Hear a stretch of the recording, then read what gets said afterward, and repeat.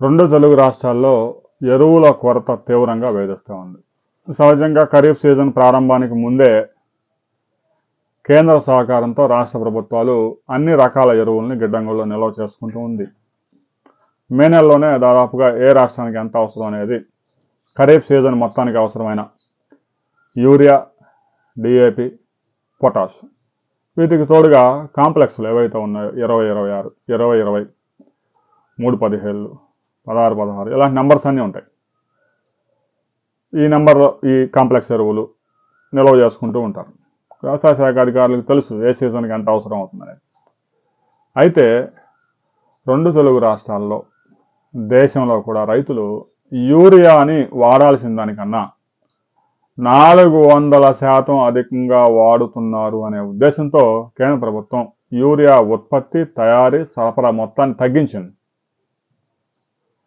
Complex ఎరువుల వినియోగాన్ని పెంచాలి, యూరియా వినియోగాన్ని తగ్గించాలనేది ఉద్దేశం.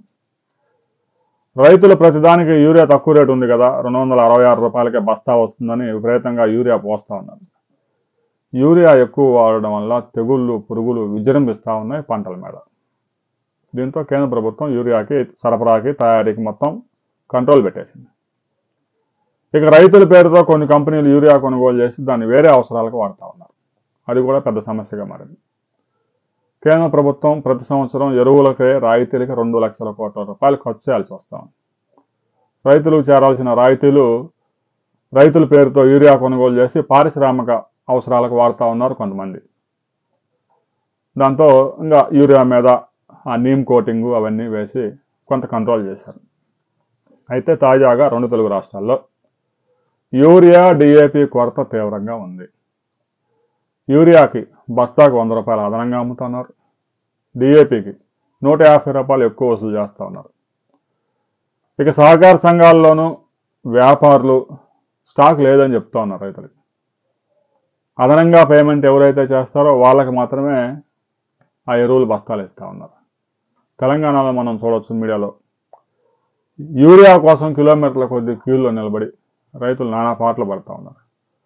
2005లో వైఎస్ రాజశేఖర రెడ్డి ముఖ్యమంత్రిగా ఉన్నప్పుడు సీన్స్ మరలా 2025లో రిపీట్ అయ్యాయి.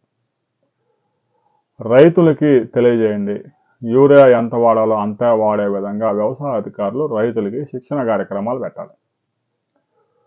ఎకరాకి 10 బస్తాలు, 20 బస్తాలు, 30 బస్తాలు ఎరువులు వాడుతూ పంటలు పండిస్తే భూములు పనికి రాకుండా పోతాయి. ఇప్పటికే భూముల సారాన్ని కోల్పోయాయి. ముఖ్యంగా మిర్చి సాగు చేస్తున్న రైతులు ఎకరాకి 30 నుంచి 35 బస్తాలు ఎరువులు పోస్తూ ఉన్నారు. చాలా దారుణం. ప్రపంచంలో ఏ దేశంలో కూడా ఇలాంటి పరిస్థితి లేదు. అయితే రైతు సోదరులు యూరియా ఎక్కువ వాడుతున్నారనేది అందరికీ తెలిసిన విషయం. అయితే వారిని ఆర్గానిక్ ఫార్మింగ్ వైపు మరల్చడం, యూరియా వినియోగాన్ని తగ్గించే విధంగా వారిలో అవేర్నెస్ తీసుకురావాలి. ఒకసారిగా యూరియా సరఫరా నిలిపివేస్తే రైతులు ఇక రోజుల తరబడి అక్కడే ఆ క్యూ లైన్లోనే ప్రాణాలు కోల్పోయే పరిస్థితి.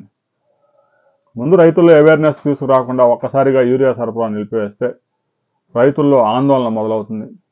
వ్యవసాయ రంగంలో కూడా ఇబ్బందులు తలెత్తే అవకాశం ఉంది. రాబోయే రోజుల్లో రెండు తెలుగు రాష్ట్రాల్లో ఈ యూరియా కొరత, డిఏపి కొరతను అధిగమిస్తారా లేదా, లేదు కాంప్లెక్స్ ఎరువులు కొనుగోలు చేసి రైతులు సాగుకు ముందుకు వెళ్లాలని సూచిస్తారా, అసలు రైతుల్లో అవేర్నెస్ పెంచే కార్యక్రమాలు చేపడతారా లేదా అనే వివరాలతో మనం మరో వీడియోలో తెలుసుకుందాం.